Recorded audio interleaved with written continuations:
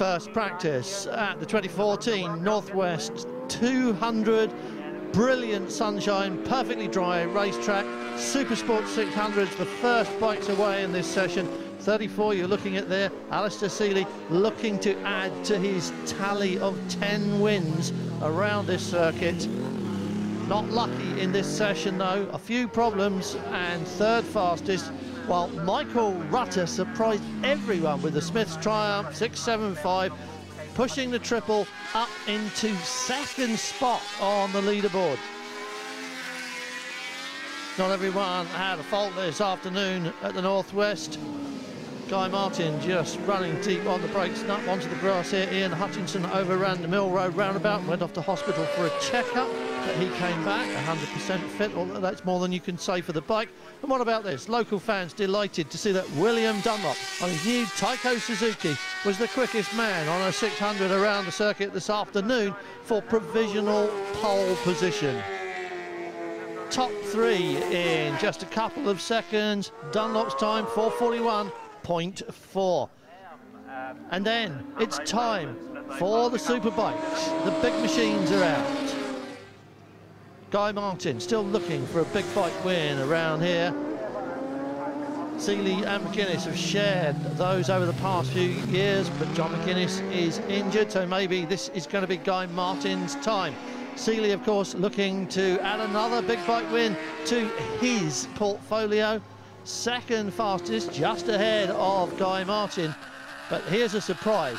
Who was in provisional pole position at the end of the first 45 minutes on the 9-mile triangle around the northwest coast? Answer, it was the old boy himself, Michael Rutter.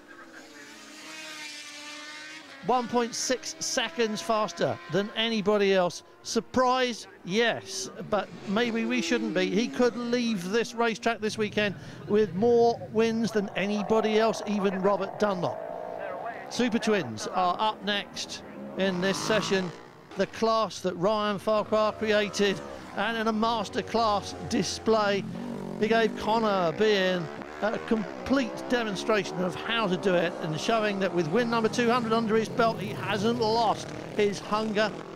And while those two went round in formation, it was a KMR clean sweep. Keith Amor topped the timesheets to make it a 1-2-3 for the orange Kawasaki's. In a field of 26 bikes, there are just 5 Suzukis here, and the rest of them all wearing the Kawasaki badge, but you'd have to say that the winner on Saturday ought to come from that top 3. Last on track are the super stock machines. Again, this is a class dominated by names who didn't get anywhere near the top 10. Stevie Thompson was the third quickest qualifier. Jamie Hamilton was one of several who had problems in this session, and we ended up with a top 10 that didn't include John McGuinness, Bruce Anstey or Michael Dunlop, but it did include Michael Rutter. Once again, second fastest, and riding it like he was on his first ever visit to the Northwest and looking for that elusive first win. Michael Rutter very much on form this weekend.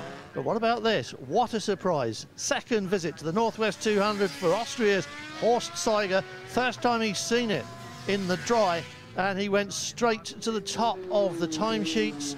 He was a couple of hundredths quicker than Michael Rutter.